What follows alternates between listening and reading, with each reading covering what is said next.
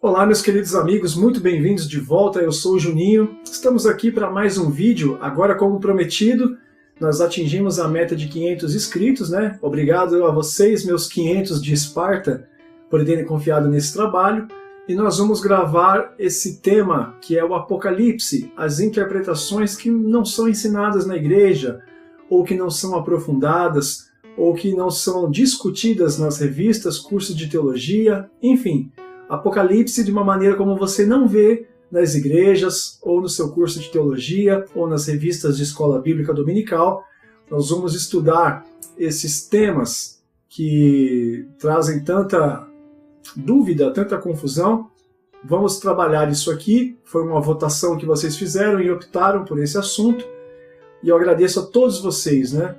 Um ano de canal e nós conseguimos atingir 500 inscritos. É um número relativamente baixo para quem está na internet há mais tempo, para canais realmente grandes. Para mim é motivo de orgulho, porque é gravado numa residência, eu sou um teólogo doméstico, é verdade sim que já fiz os cursos pela minha igreja, estou fazendo faculdade de ciência da religião atualmente, além de outros cursos que já fiz. Leio, pesquiso, estudo, vocês conhecem os meus vídeos, meu conteúdo, vídeos onde eu falo dos livros que eu uso, os cursos que fiz, enfim. Então, por toda essa humildade e essa maneira doméstica de trabalhar, essa maneira simples e humilde, é um orgulho que eu tenha 500 inscritos na data de hoje, enquanto gravamos esse vídeo. Talvez quando você assistir, nós tenhamos mais, estejamos mais à frente, mas o que importa é marcar essa data aqui e agradecer a todos que acreditam. Tá? Eu agradeço particularmente aí a 2 inscritos que interagem muito no Instagram, dão opinião, dão feedback sobre qualidade de áudio, de imagem, né? Meu amigo e meu irmão, o Cauê, e o meu amigo e irmão Alisson. Obrigado pela participação, pela interação e por toda a ajuda, apoio e orações, além de todos os demais que interagem, curtem, assistem, mas às vezes são mais discretos, não comentam, não põem lá o seu nome. Que Deus abençoe todos vocês que participam direto ou indiretamente. Nesse momento eu vou apresentar os livros que eu utilizei, os livros que eu tenho. Você tem um vídeo lá próprio para isso, né, dos livros que eu uso para estudo, mas eu vou apresentar os livros que eu usei para construir o estudo e todo o conceito desse vídeo que está sendo gravado. Eu vou apresentar aqui os que eu utilizei, as anotações, as referências, a linha de pensamento dos autores, dos estudiosos, os livros que trazem informações históricas, documentos históricos. Vou apresentar a vocês, então, os livros utilizados em algum momento para algum assunto de tudo que nós estamos registrando aqui. Não necessariamente nessa ordem, mas as observações das profecias de Daniel e do Apocalipse de São João em 2 partes por Isaac Newton. Eu já falei em outros vídeos, mas baseado nas anotações e nos esboços do próprio Sir Isaac Newton a respeito do Apocalipse de João e do livro das profecias do profeta Daniel. Livro de Daniel, verso por verso, de Henry Fairbairn, também utilizado nas conexões que fazemos entre o que há no Apocalipse, que remete às profecias do livro de Daniel. Apocalipse, versículo por versículo, de Severino Pedro da Silva. Apesar de ser uma visão pré-tribulacionista, dispensacionalista, tem muito material bom para consulta e muita informação importante neste livro também. O meu xodó, Guia Profético para o Fim dos Tempos, da CPAD, de Timothy Paul Jones, com tabelas, com datas, com cronogramas, com comparativos e ilustrações, temas divididos por datas, extremamente importante e útil para o meu ministério e para esse vídeo. Interpretação da literatura apocalíptica do Antigo Testamento, de Richard Taylor. É um livro que traz a interpretação apocalíptica baseada nos textos do Antigo Testamento, que no caso o Apocalipse é no Novo Testamento, mas como ele faz referências a textos e a fatos e a situações ocorridas no Antigo Testamento, esse livro estuda justamente essas ocorrências. A Mulher Montada sobre a Besta, ou A Mulher Montada na Besta, de Dave Hunt, volume 1 e volume 2. Especialmente em respeito à relação do capítulo 12 de Apocalipse com o capítulo 17. A mulher que foge para o deserto para fugir da besta e depois ela volta do deserto montada sobre a besta. Volume 1 e volume 2, A Mulher Montada na Besta, de Dave Hunt. A Teologia do Livro de Apocalipse, de Richard Bauckham, que fala sobre a estrutura literária, a construção, a forma correta de você ler e entender as figuras e símbolos do Apocalipse. Lendo Apocalipse com Responsabilidade, de Michael J. Gorman, que fala sobre os cuidados que temos que ter ao interpretar informações e fazer associações com governos, com pessoas, com figuras, com símbolos. E este livro, ele cita muito o livro de Richard Bauckham que nós acabamos de mencionar. Então, eu comprei esse livro e nele tinha referências sobre a teologia do livro de Apocalipse de Richard Bauckham, então eu comprei os dois porque um livro conversa diretamente com o outro. Revelação, Seu Grandioso Clímax Está Próximo, de 1988. Esse é o livro das Testemunhas de Jeová, que traz todo o Apocalipse interpretado. Eles usam datas e eventos históricos da humanidade. É uma excelente fonte de consulta de informações históricas.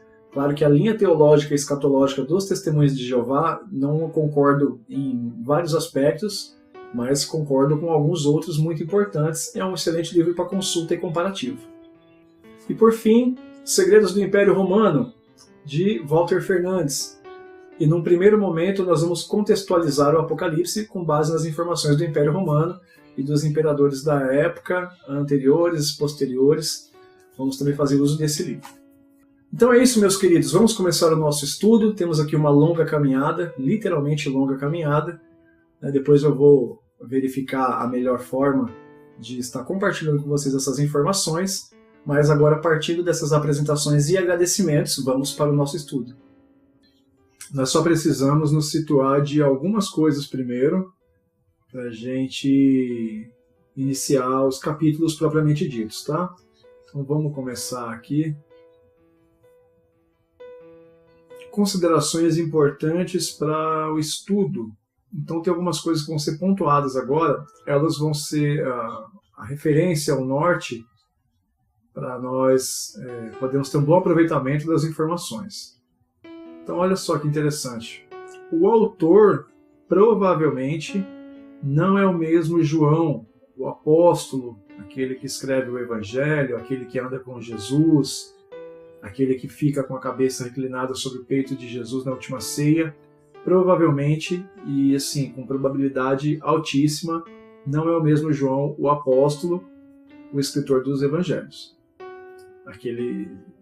Não é o mesmo João, o apóstolo, escritor dos Evangelhos, provavelmente o autor não é o mesmo do Apocalipse, tá? Outra coisa, a datação do livro de Apocalipse, da carta de Apocalipse, a datação mais aceita, ela é de 95 a 96 depois de Cristo. É a data mais aceita por arqueólogos, historiadores, especialistas em documentos antigos. Então é a data de quando ele teria sido escrito, no caso escrito concluído, tá? Outra coisa, durante o escrito, enquanto o Apocalipse era escrito, Domiciano era o imperador de Roma, baseado principalmente na questão da datação, e aí tem a correlação com os imperadores, tá? Isso é importante para nós entendermos algumas coisas que acontecem no que é escrito no Apocalipse.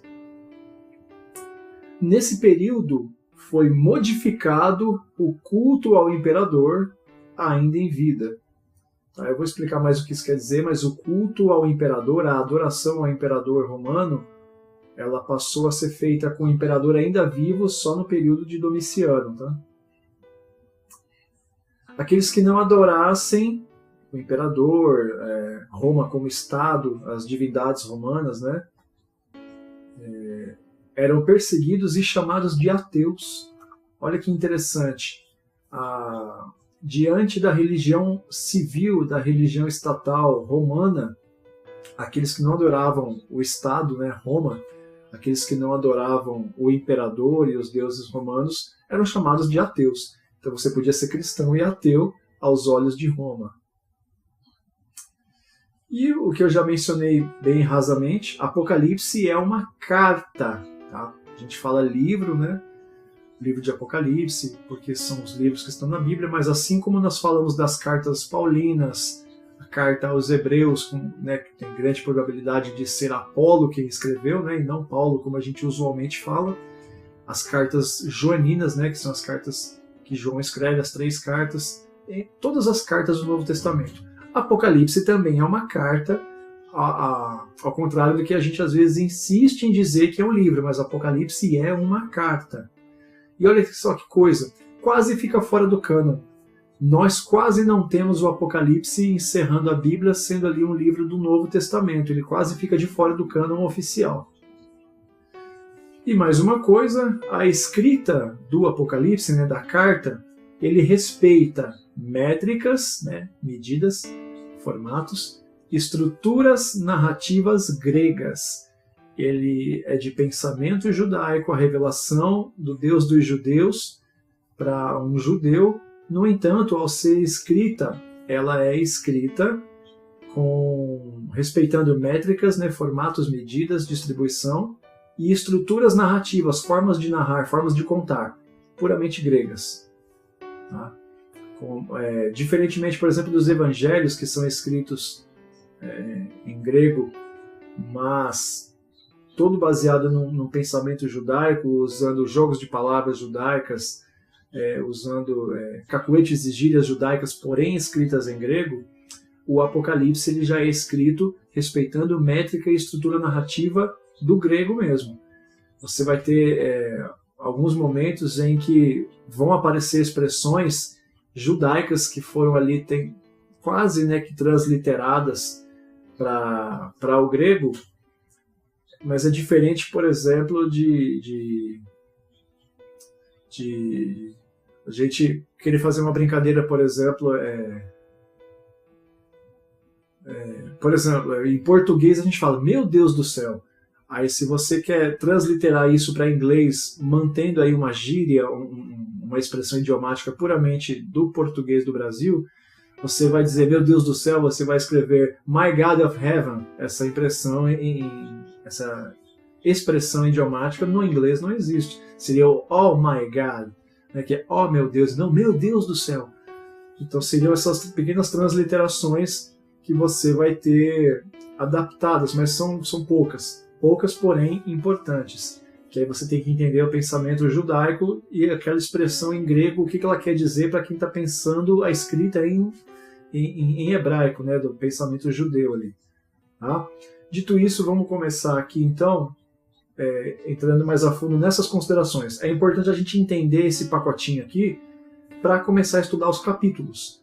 Tá? Eu não posso chegar e estudar os capítulos com vocês, capítulo 1 aqui fala da apresentação e tal, e companheiro nas aflições, mas que aflições, de que época, em que ano, qual era o contexto do povo judeu naquele ano, por que ele era participante das aflições, por que essa birra toda com o Estado, quem era o imperador, como ele procedia para com os estrangeiros.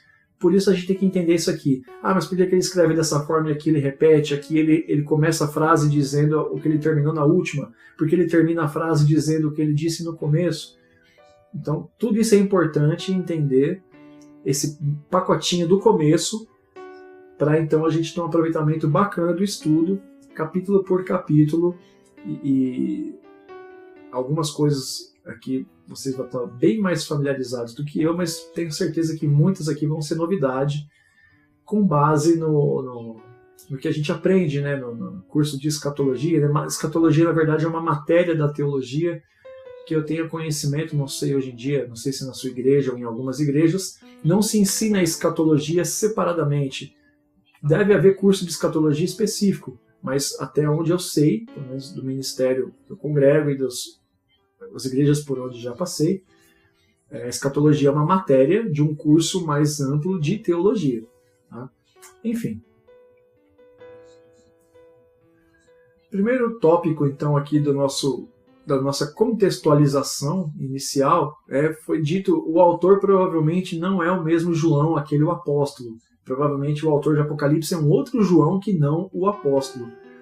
E quais são as razões defendidas pelos estudiosos? O próprio Gorman, ele defende essa tese baseado em muitos documentos e muitas provas, tá?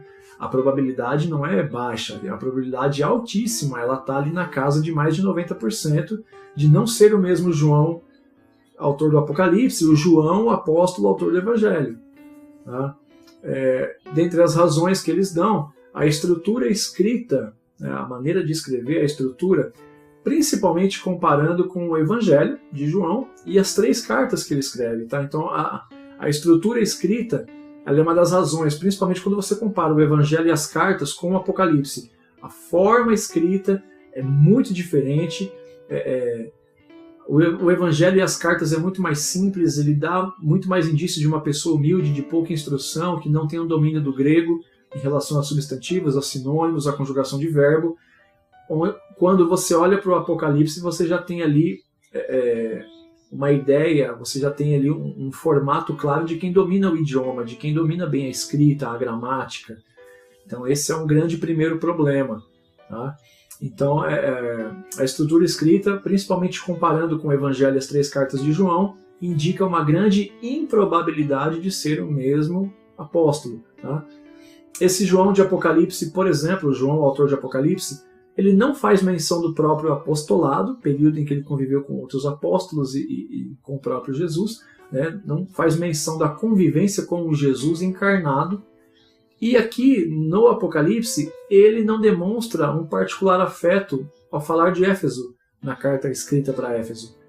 É sabido pelos historiadores, pela arqueologia, que aquele João apóstolo, né, após a morte e a ascensão de Jesus, ele vai com Maria, mãe de Jesus, morar em Éfeso, né, agora como mãe e filho, e dali então depois ele supostamente esse João apóstolo seria exilado e aí ele volta depois de Patmos para Éfeso. Esse é o entendimento padrão, considerando que João seja o mesmo João, autor do Apocalipse, e o apóstolo. E se isso sendo levado em consideração, o João, autor do Apocalipse, por exemplo, quando ele escreve uma carta para Éfeso, né, nos primeiros capítulos do Apocalipse que nós vamos estudar, evidentemente a igreja de Éfeso, como todas as outras 6, né, nós vamos ter que falar sobre as 7 igrejas da Ásia, porque elas são fundamentais como ponte entre o começo do Apocalipse e os eventos que vêm depois. Ele não demonstra um particular afeto.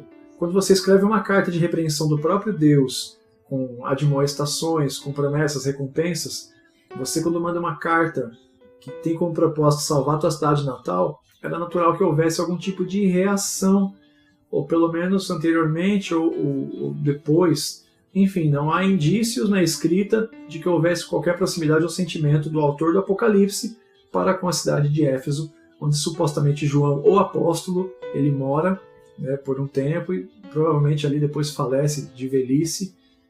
E são algumas das razões que deixam muito improvável que esse João, autor de Apocalipse, seja o apóstolo. Agora, opinião. Tá?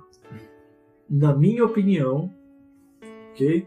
Então vamos lá. Na minha opinião, é sim o mesmo João, autor de Apocalipse, o João, autor do Evangelho, o apóstolo, né? Então, na minha opinião, é o mesmo João. Eu não estou sozinho nessa visão, não, tá? Tem alguns outros bons teólogos, dentre eles até muitos dispensacionalistas, alguns bons teólogos que também entendem que é o mesmo João. As razões para entender que é o mesmo seria, por exemplo, aqui, ó, quando alguns dos principais argumentos é a diferença absurda na forma de escrita, no domínio da gramática, o domínio do idioma grego, né, do escrever, o domínio pela estrutura narrativa grega, que nós vamos falar, essa diferença absurda, na minha opinião e de alguns outros teólogos, ela não seria suficiente para refutar que é João o apóstolo, porque existia, né, a prática de os escribas acompanharem anciãos, escrever as cartas que eles ditavam, né, e ali os escribas já iam organizando a sua estrutura. Você vai ter, o próprio Paulo vai ter momentos que ele fala, olha, aqui eu escrevo de próprio punho, aqui eu assino para testificar o que aqui está escrito. Essa prática é comum, e quando você pega o pergaminho, Rodrigo Silva mostra isso nos seus vídeos muito claramente. Ele tem uma série de Apocalipse muito boa, fala sobre essa questão da autoria do Apocalipse. Quando você pega os pergaminhos, você vê que o estilo de escrita, a própria caligrafia, ela é uma. Quando chega no final, você tem a assinatura. Porque provavelmente muitas dessas cartas do Novo Testamento são escritas muito em contextos de fuga ou já presos, né? Então, às vezes, eles não tinham acesso à pena, à tinta, ao pergaminho para eles escreverem de próprio punho. Era permitido, às vezes, para eles somente a assinatura, então eles ditavam muita coisa. No caso de anciãos, como era o caso de João aqui, há uma grande possibilidade de ele ter um escriba que escrevia as cartas e as visões que ele ia editando ali no exílio de Patmos, né? Talvez porque ele era impossibilitado de ter acesso a essas ferramentas, ou até por causa da avançada idade, não tinha condições de parar e escrever por um longo tempo, até porque ele estava tendo a visão. Nós vamos estudar que ele estava arrebatado em espírito. Então, dá-se a entender, e nós vamos ver isso nos momentos do estudo, de que durante as visões ele ditava para que alguém escrevesse. Nas próprias visões tem vários momentos que Deus e os próprios anjos falavam para ele, escreve essas coisas. Então provavelmente ele estava ditando, porque se no arrebatamento em espírito, apesar do corpo estar ali presente, ele não tinha condições de estar tendo as visões, arrebatado em espírito e escrevendo. Evidentemente que você tem toda a visão, que sabe-se lá quanto tempo dura. Nós vamos falar sobre a duração das visões também, a transição dos dias entre uma e outra, em quais momentos dá para perceber isso. Mas é pouco provável que, dependendo de quanto tempo ele passou aquela experiência espiritual tendo a visão, ele consegue depois voltar e lembrar os detalhes e escrever, não, porque era cor de púrpura, porque era pedra parecida com jaspe, era um som de trovão, e aí o incenso e a medida do templo. Lembrar desses detalhes todos enquanto você está ali arrebatado em espírito, ou depois que você volta, né, ao seu estado normal, você lembrar de tudo isso e detalhar, para um homem de avançada idade é pouco provável. Então é bastante razoável pensar que tinha um escriba que acompanhava ele, tá? Então, por essa razão, a grande diferença de estilo e gramática. João ele escreve um evangelho completamente diferente. Aqui é uma outra razão, tá? Para eu entender o porquê que eu acredito ser João o apóstolo que escreveu o Apocalipse, né? Uma segunda razão seria essa. João ele escreve um evangelho completamente diferente, né? Se você levar em consideração os sinóticos, tendo em vista eventos já ocorridos, né? Eu tenho já vídeos aqui no canal falando sobre a datação dos evangelhos, por que eles são tão diferentes, se falam do mesmo Jesus. E João é o último dos 4 evangelhos escritos. A datação, né, de acordo com a Enciclopédia Mundial, né, o site da Enciclopédia Mundial Histórica, a datação do Evangelho de João é ali do ano 100, né, 99 e 100. Então, já passou o quê? Já passou a destruição do templo, já passou a perseguição de Nero, já o Império de Domiciano, já teve os eventos do Apocalipse, e aí João volta para a cidade de Éfeso, como eu creio que ele é o mesmo João, então ele estaria voltando de Patmos, né? Quando o imperador Nerva ele decreta o fim dos exílios e manda que as pessoas voltem para suas casas, e aí ele escreve ali da cidade de Éfeso, pouco antes da morte, por velhice, ele escreve o Evangelho, e ele escreve totalmente diferente de Mateus, Marcos e Lucas, né, tendo em vista eventos já ocorridos, o que já tinha acontecido quando ele escreve, né, muita coisa já tinha se cumprido, destruição do templo e tal, e as visões que ele teve, né, na sua volta a Éfeso, né, como eu já disse, depois do decreto de Nerva. Inclusive ele inicia o Evangelho parafraseando Heráclito, né, porque na cidade de Éfeso houve um grande sábio, filósofo, poeta, né, enfim, Heráclito. O seu material mais conhecido, a sua obra mais conhecida era a sua reflexão sobre a sabedoria e sobre o logos, né, a palavra, o verbo. Ele dizia que no princípio a sabedoria, o logos, a palavra, ela era capaz inclusive de dividir a luz da escuridão, e ela é quem guiava todas as coisas, né? Claro que eu estou parafraseando bem simplesmente, bem simplão mesmo. E João ele começa o evangelho parafraseando, diferente dos outros evangelhos que já entram na narrativa, né, de Jesus, com exceção de Lucas, que contextualiza historicamente para então chegar no nascimento. João ele começa dizendo, olha, realmente, assim, não com essas palavras, né? Mas ele fala, realmente, eu acredito, quando Heráclito diz que o Logos ele estava lá no começo, né? Só que ele fala, no princípio era o Verbo, mas ele fala, mas o Verbo era Deus, e o Verbo estava com Deus, né? No princípio o Logos era Deus e o Logos estava com Deus. Então, eu entendo que alguns desses pontos defendem a ideia de que seja o mesmo João. João também, ao relatar a pessoa de Jesus, no Evangelho de João, ao relatar a pessoa de Jesus, o foco na divindade de Jesus e nos grandes feitos de Jesus, no poder das realizações dos milagres, é evidente.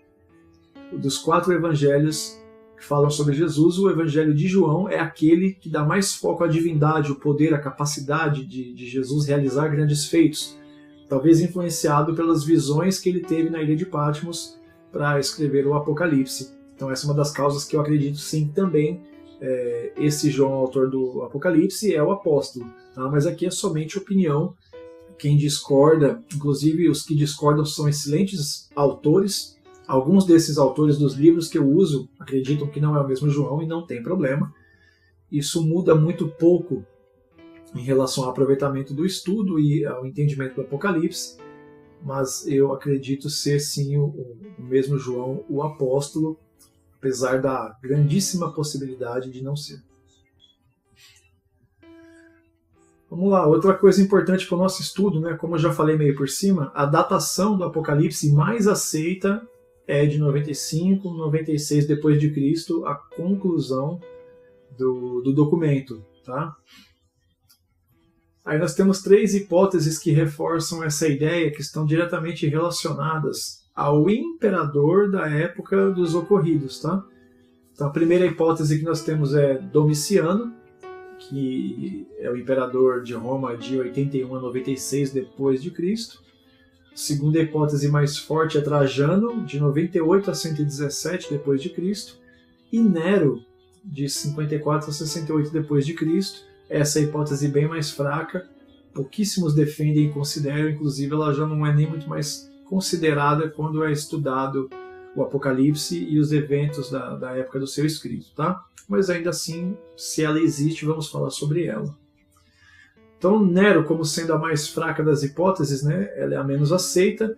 No período de Nero, os cristãos, né, ainda não chamavam Roma de a Babilônia. Isso vai acontecer mais exatamente após a destruição do templo, dada a semelhança dos ocorridos, quando Nabucodonosor destrói o templo de Jerusalém, leva os judeus, né, do reino de Judá, mas o povo de Israel de uma forma mais generalizada, né, ele leva eles cativos para a Babilônia. Então, após o templo ser destruído no ano 70, após esse ocorrido é que os cristãos começam a chamar Roma de a Babilônia, como a gente vê várias vezes no Apocalipse sendo feito. Então, na época de Nero isso não tinha acontecido ainda, por ser pré-destruição do templo, então é uma hipótese que já refuta fortemente isso. E uma outra questão já particular de Nero, durante o seu império, não era tão aceita a ideia de exílio, mas a eliminação de opositores ou forças contrárias, né? Então Nero não era muito adepto de exilar ninguém, não. Ele eliminava ali mesmo e gostava de matar e de passar o rodo geral. Tá? Então aí é uma possibilidade relacionada à particularidade de governo de Nero. Outra hipótese de média para forte é o Império de Trajano, tá? De 98 a 117 depois de Cristo. É uma segunda hipótese mais aceita se comparada com Nero, mas menos aceita do que a próxima.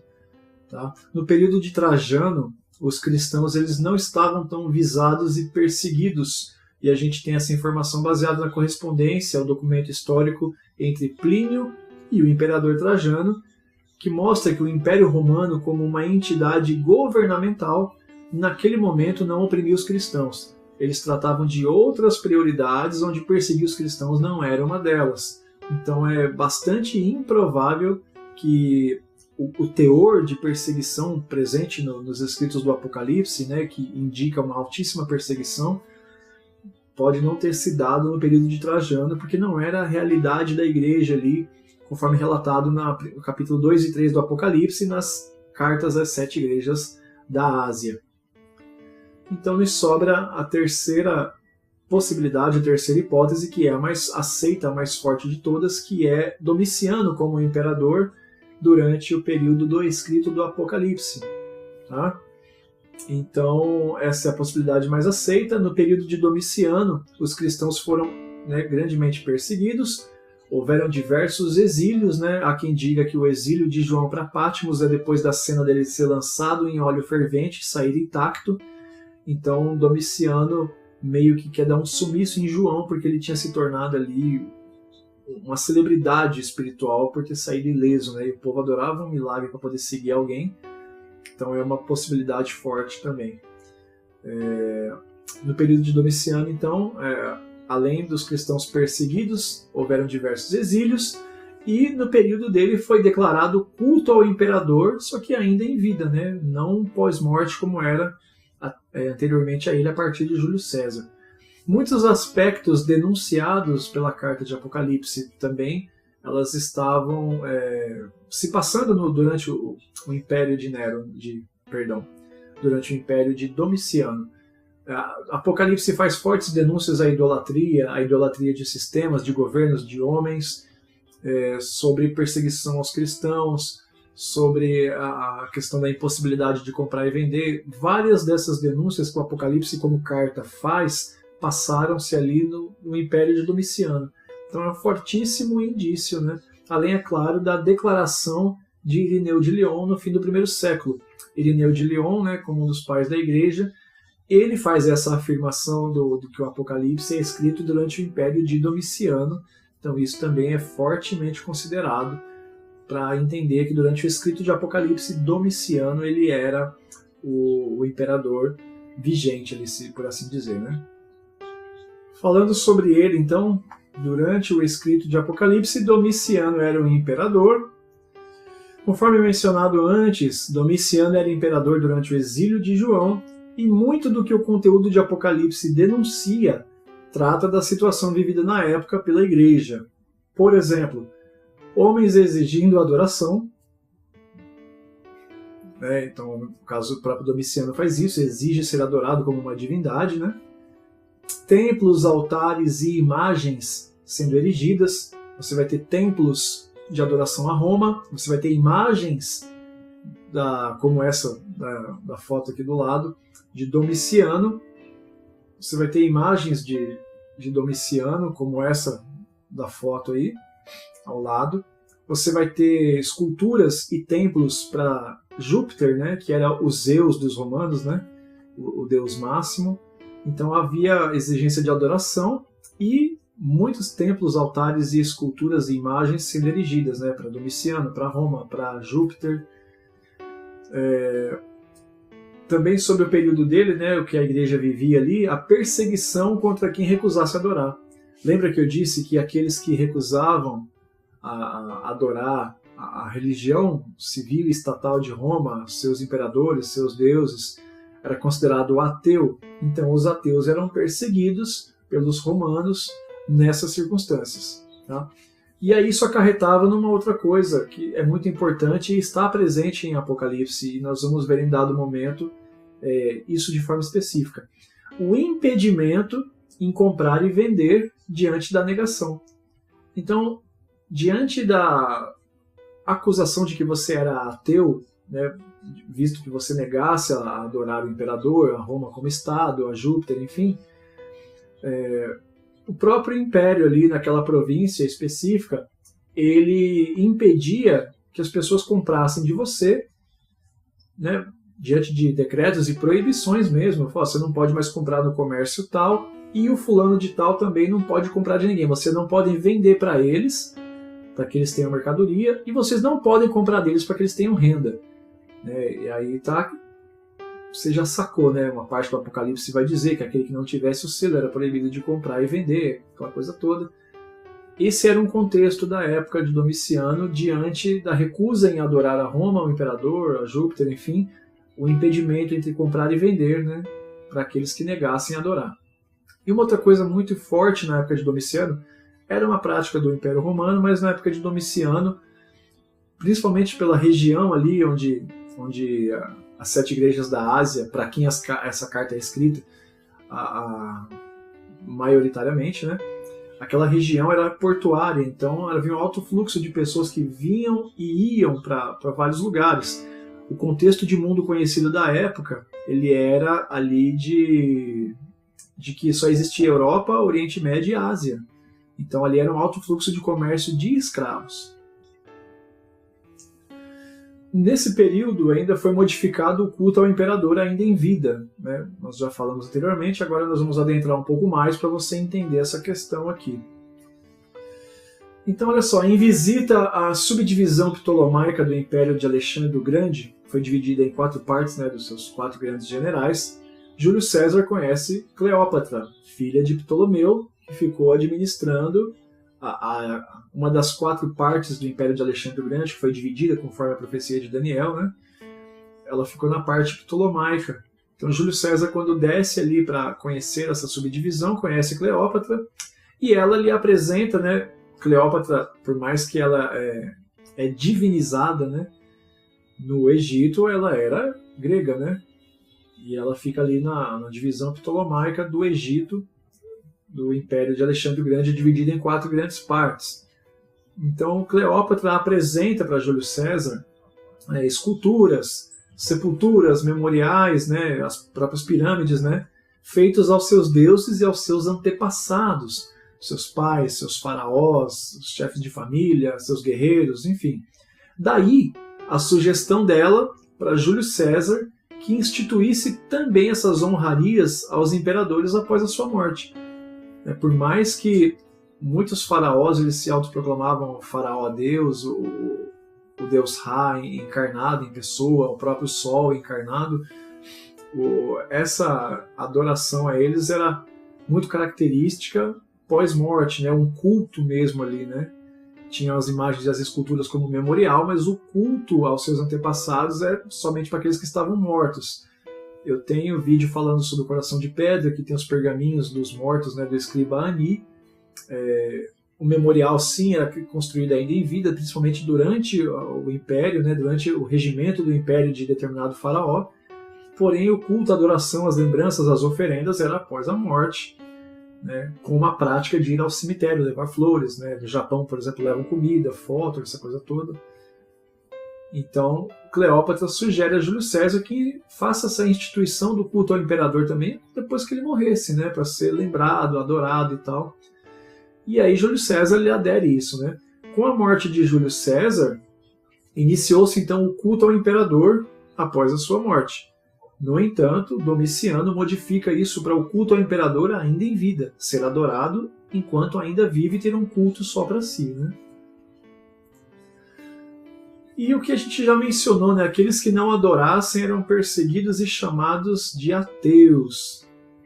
Então, durante o governo de Domiciano, os cristãos que se opuseram fortemente, né, à obrigatoriedade de adoração ao imperador e ao comparecimento aos seus templos, né, os cristãos eles se opuseram fortemente a isso.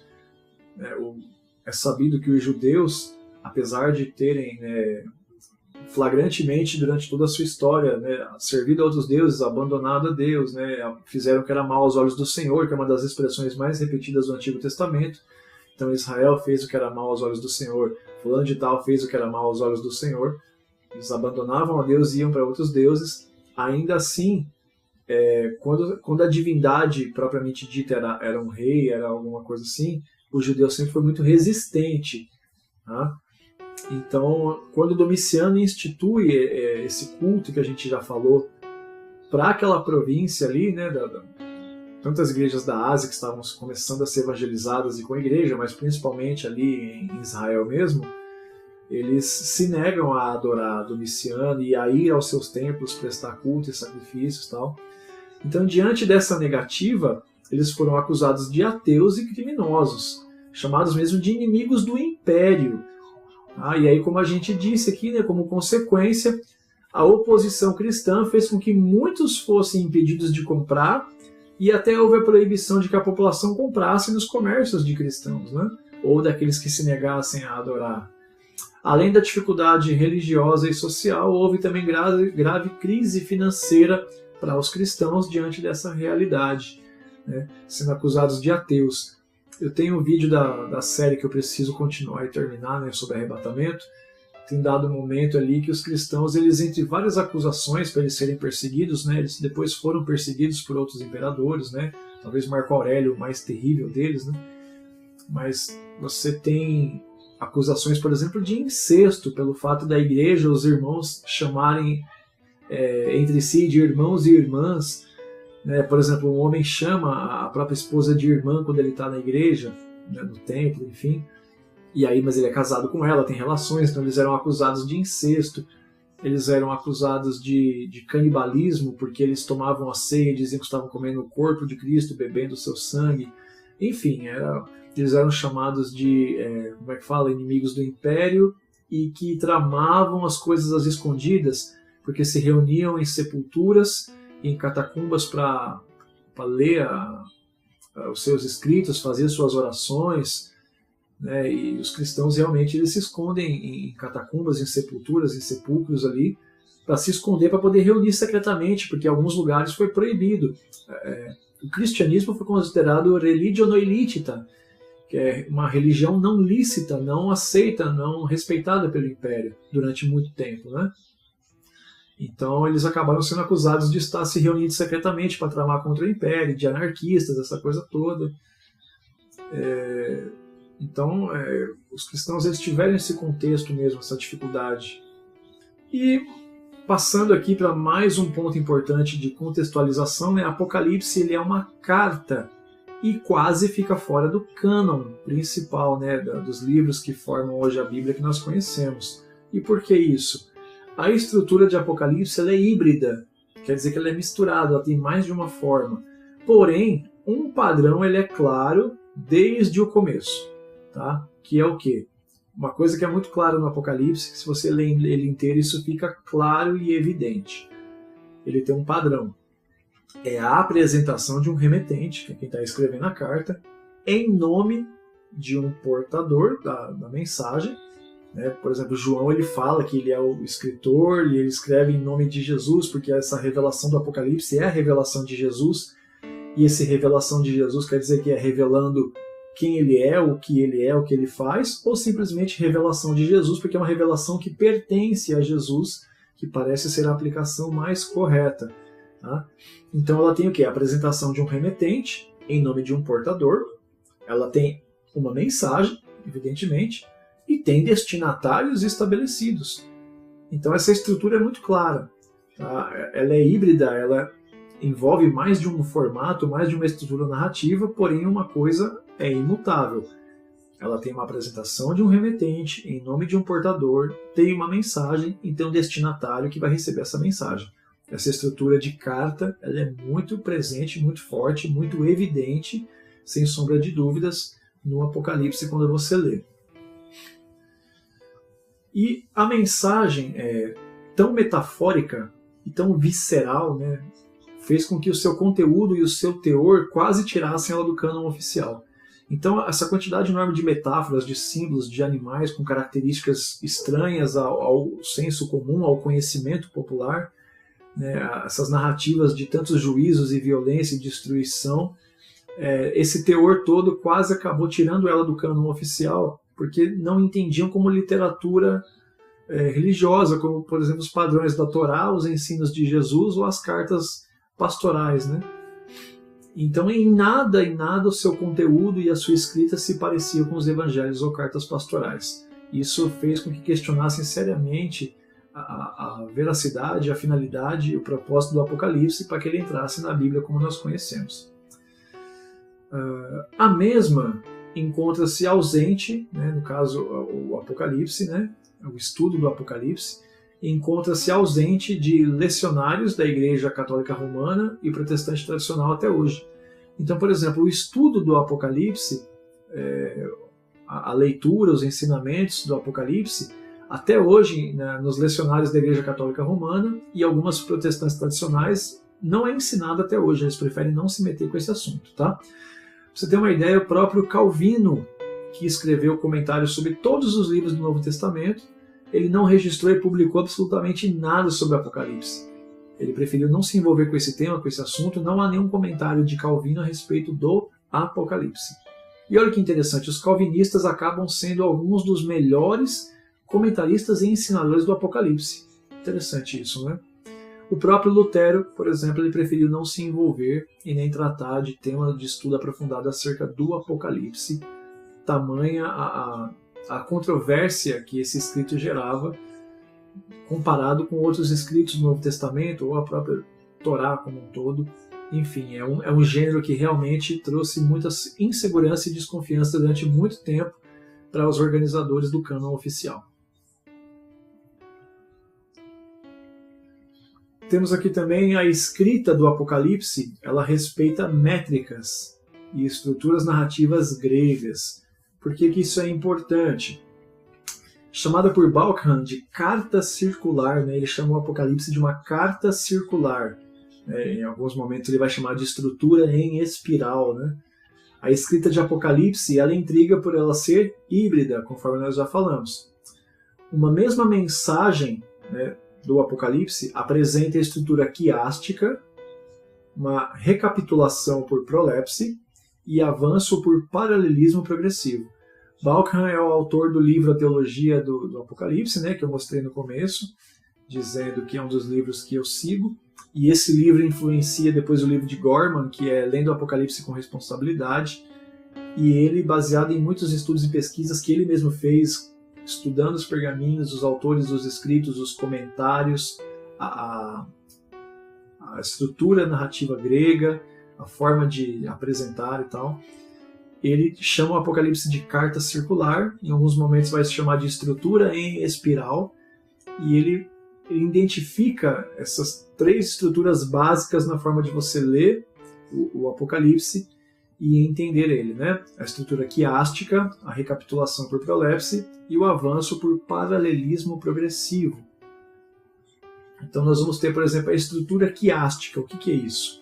O ki, ou chi, ou x, né, que em grego x é ki, é a forma de escrita seguindo uma estrutura em x, assim como a letra.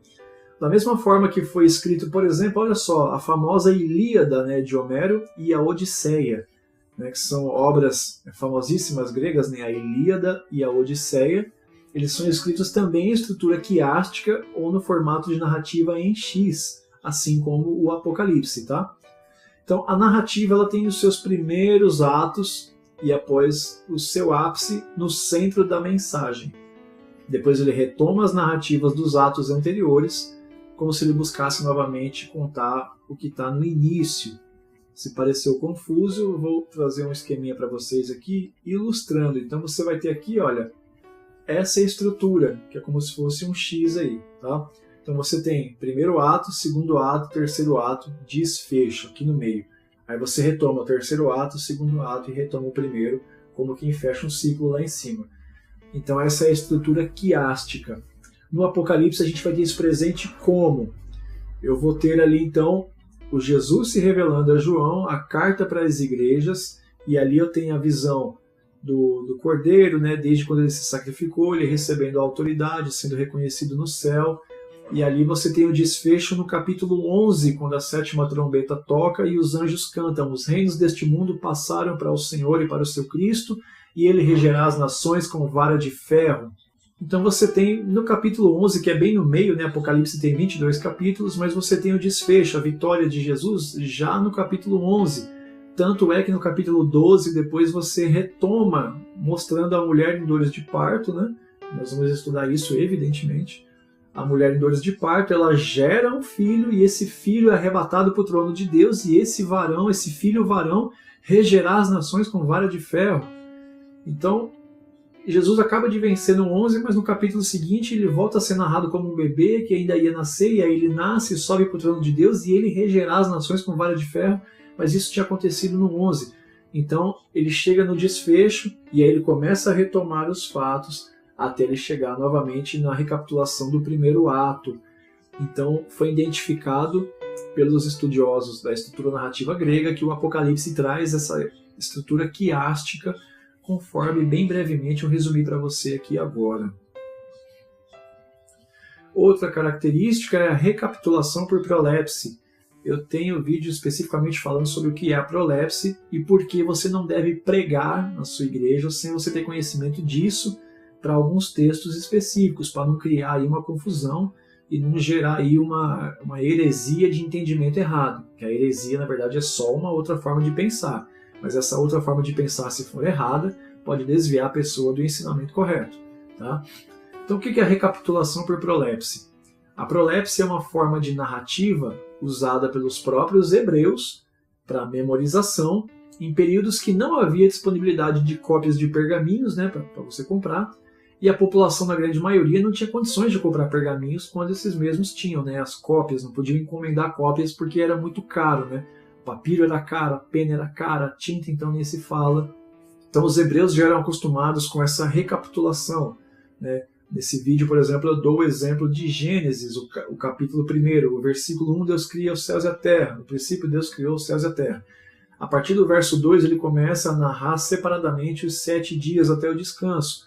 Lá no capítulo 2 ele volta e aí conta, né, de novo, porque quando criou as aves, tal, porque quando criou os animais terrestres, porque ele plantou uma árvore que é perto não sei da onde, o rio que ia não sei para onde, que tinha muito ouro, e aí ele cria o homem. No capítulo 1 ele fala, Deus criou homem e mulher, macho e fêmea, homem e mulher os criou e deu a terra para eles governarem. No mesmo dia, no 6º dia.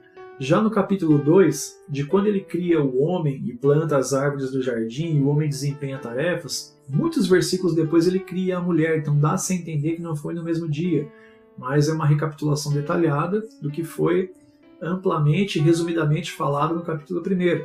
E esse é só um exemplo, mas o Apocalipse, a prolepse, está muito presente por recapitulação. Eu dei um exemplo agora de que Jesus vence como varão, que rege as nações com vara de ferro no capítulo 11, e no 12 ele volta a estar na barriga da mulher com dores de parto, né, que depois nós vamos entender quem é, e aí ele nasce, vai arrebatado para o trono de Deus, e aí então ele regerá as nações com vara de ferro, porque, né, aí o dragão volta para a terra e a gente vai estudar isso. É uma recapitulação clara. Tá? Então é um método de prolepse que a gente também identifica no Apocalipse. E também aqui, ainda na prolepse, né, trata-se então de quê? Narrar o evento principal de forma ampla, conforme eu já disse, resumida e objetiva. Em seguida, você retoma o evento, entrando em maiores detalhes e com mais informações. Muitos exemplos na escrita hebraica nós temos disso. Você vai ter Jesus usando em Mateus 6, você vai ter aqui Apocalipse 11 e 12, você vai ter Gênesis, conforme eu falei, você vai ter... Gênesis aparece várias vezes, inclusive vai ter muitas vezes que ele vai narrar um personagem e a sua descendência, e depois lá na frente ele retoma com a genealogia contando quem que nasceu de quem, que foi morar onde, em qual região, e a região ganhou o nome daquela pessoa. Então, são recapitulações claras na escritura hebraica. Nesse caso, tratava-se de um judeu, né, João, o autor do Apocalipse, que pensava e escrevia nativamente em hebraico. Só que ele precisava expressar isso em uma construção grega, sem perder a essência hebraica. É um exemplo que eu dei. Vamos imaginar que eu aqui no Brasil preciso mandar uma carta, né, uma mensagem, um e-mail para um amigo nos Estados Unidos que não fala português. Então eu, com mentalidade de português do Brasil, vou tentar trazer essa mentalidade e escrever ela em inglês. Né? Se eu não tiver ali um grande domínio do idioma e da gramática, eu vou fazer do meu jeito. Mas é eu, com mentalidade brasileira, tentando fazer isso em inglês para ele entender lá, mas alguma coisa ali em algum momento vai desencaixar, né? E aí você tem o avanço por paralelismo progressivo. Tá? Talvez a característica mais forte presente na estrutura, né, do Apocalipse, essa estrutura de paralelismo progressivo, ela consiste em avançar gradativamente, porém em momentos oportunos. Né, ele interrompe o avanço para retomar narrativas anteriores, contá-las com detalhe ou perspectivas diferentes. Nós vamos ver isso acontecendo demais aqui no Apocalipse. Você vai ter Jesus glorificado no capítulo 1, ele dita as cartas para João escrever, as 7 cartas da igreja da Ásia, e aí você vai ter no capítulo 4, né, depois dessas coisas, né, sabe-se lá quanto tempo passou, aí João é levado para ver o céu, né, e ele tem a visão do trono, e aí tem um livro, e ninguém é digno. aí de repente ele vê o cordeiro, né, com uma ferida de morte, e aí depois aquele cordeiro ele é digno. Então veja, Jesus está glorificado no capítulo 1, 2 e 3. No 4, ele volta a ser um cordeiro que acabou de ser sacrificado pela expiação dos nossos pecados, né? Acabou de ser oferecido como sacrifício. E aí depois você vai ter de novo ele como cordeiro de uma boa parte de tempo. Aí ele vence no capítulo 11 já, né? Depois do toque das trombetas. No capítulo 12 ele volta a ser um bebê que nasce arrebatado para o trono. Depois lá no 19 ele volta glorificado com os seus santos para vencer a batalha. Então são recapitulações. Você avança, conta uma narrativa, retoma, volta para detalhes, aí avança mais um pouquinho. Retoma, volta com detalhes, avança mais um pouquinho. Tá? Seria como você contar uma história. Você dá 5 passos, aí você volta 2, conta um pouquinho, avança mais 5, volta 2, conta um pouquinho, avança mais 5. É um avanço progressivo com várias retomadas ao longo da estrutura do Apocalipse. Fica claro quando você tem, por exemplo, olha, é o exemplo que eu dei, né? Jesus glorificado no capítulo 1, Jesus como cordeiro degolado no capítulo 5, leão da tribo de Judá ainda no capítulo 5, vitorioso, governador de toda a terra no capítulo 11, volta a ser um menino recém-nascido no capítulo 12, e ele novamente é um cordeiro no 14, e por aí vai, conforme eu já narrei. Então veja que tudo isso que nós estamos considerando aqui é importante para entendermos o Apocalipse. Tá? Esses aqui são contextos que você deve ter em mente. Então você deve ter em mente que esse João aqui provavelmente não é o apóstolo, por isso que algumas coisas ele narra e retrata como alguém que parece que realmente não passou pelo que passou enquanto apóstolo, caminhando com Jesus. Você tem um imperador que institui um culto ao imperador ainda em vida, que perseguia os cristãos, que impedia eles de comprar e de vender, que os matava se não adorassem, que chamava eles de ateus, que exigia a adoração para os seus templos, para suas imagens e para suas esculturas. Você tem aqui uma datação próxima do final do primeiro século, né, passado ali a destruição do templo. Jesus não tinha voltado depois que o templo foi destruído, então como é que está a cabeça desse povo achando que Jesus desapareceu e não voltou coisa nenhuma? Então você tem aqui uma forma de escrita que às vezes vai parecer que é linear, como muitos teólogos leem o Apocalipse de 1 a 22 como se fosse linear, mas não é. Tá? Eu não vou dizer todos, mas praticamente todos teólogos dispensacionalistas, pré-tribulacionistas fazem uma leitura linear do Apocalipse como se fosse uma história contada do 1 ao 22 ininterruptamente. Tá? Aí vão dizer, não, a igreja é retirada no capítulo 3, depois a igreja volta só lá no capítulo 19, e no capítulo 6 é o pessoal da grande tribulação que estão morrendo, que é o pessoal que ficou quando a igreja subiu, por isso que eles vêm da tribulação e são recebidos no céu. Enfim, e é importante nós entendermos essas estruturas. Tá? Por isso que essa contextualização é importante, e nós não poderíamos começar a estudar sem que tudo isso fosse colocado, né, diante do nosso estudo aqui. São ferramentas que a gente deve usar, são considerações que devem ser feitas. Tá? Então, dito isto, nós vamos partir para o estudo do capítulo 1 de Apocalipse.